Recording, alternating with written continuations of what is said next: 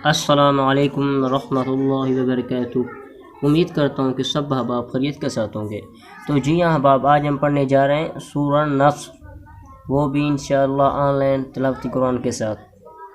तो अऊज़ु बिल्लाहि मिनश शैतानिर रजीम, बिस्मिल्लाहिर रहमानिर रहीम। इज़ा जाअ नस्रुल्लाहि वल फतह, إذا جاء نصر الله والفتح، إذا جاء نصر الله والفتح، ورأيت الناس يدخلون في دين الله أفواجا، ورأيت الناس يدخلون في دين الله أفواجا،